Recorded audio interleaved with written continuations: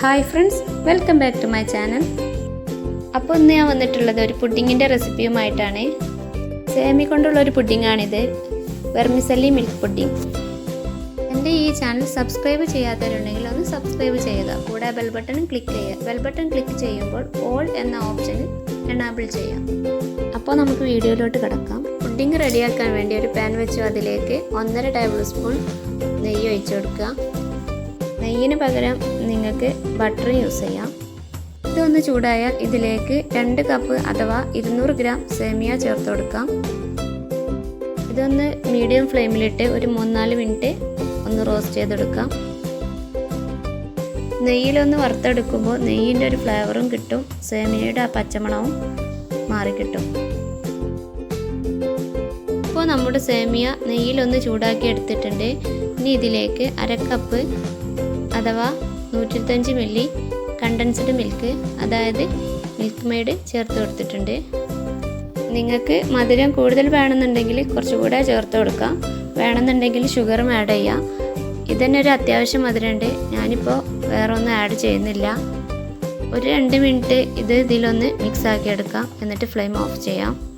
ഇനി നമുക്ക് ഇതൊന്ന് കുറച്ചൊന്ന് ചൂടാറുന്നത് വരെ ഒന്ന് വെയിറ്റ് ചെയ്യാം. നല്ലവണ്ണം ചൂടാറരുത്. നല്ലവണ്ണം ചൂടാറുമ്പോൾ അത് പെട്ടെന്ന് സെറ്റാവും. അപ്പോൾ നമുക്ക് വേണ്ട രീതിയിൽ റെഡിയാക്കി എടുക്കാൻ കഴിയില്ല.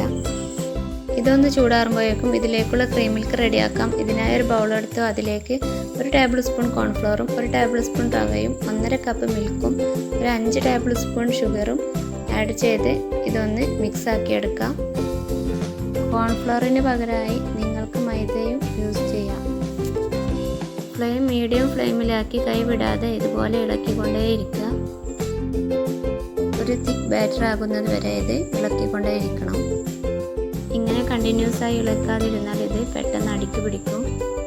ഈ ഒരു തിക്നെസ് ആകുമ്പോൾ ഫ്ലെയിം ഓഫ് ചെയ്യാം. ഇത് ചൂടാറുമ്പോൾ ഒന്നുകൂടെ തിക്കാവും. ഇതാണ് കേട്ടോ ഇതിൻ്റെ ഒരു കൺസിസ്റ്റൻസി. ഇനി നമ്മുടെ പുഡിങ് സെറ്റാക്കി എടുക്കാൻ വേണ്ടിയിട്ട് ഞാനിവിടെ ഒരു ഗ്ലാസ്സാണ് എടുത്തത്. ഇതിലേക്ക് ഇങ്ങനെയാണ് സേമിയ ഫില്ല് ചെയ്തെടുക്കേണ്ടത്. നടുവിലൊരു കുഴിയായിട്ട് സൈഡിലൊക്കെ ഇങ്ങനെ ഒട്ടിപ്പിച്ചെടുക്കുക. ഇത് സെറ്റാക്കി എടുക്കുന്ന സമയത്ത് സേമിയ നല്ലപോലെ ചൂടാറരുത്. കൈകൊണ്ട് എടുക്കാൻ പറ്റുന്നൊരു ചൂടുണ്ടാവണം. എന്നാലേ ഇത് കറക്റ്റായിട്ട് സെറ്റായി കിട്ടുള്ളൂ. അപ്പോൾ ഞാനിവിടെ ഈ സേമിയ കൊണ്ട് 6 ഗ്ലാസ്സിലേക്ക് സെറ്റാക്കി എടുത്തിട്ടുണ്ട്.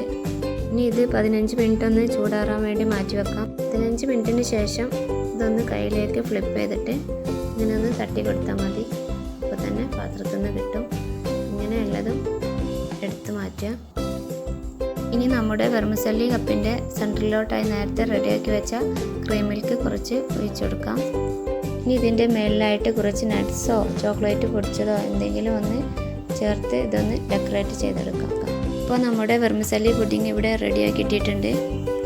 ഇതൊരു 3-4 മണിക്കൂർ ഫ്രിഡ്ജിൽ വെച്ചൊന്ന് തണുപ്പിച്ചെടുക്കാം.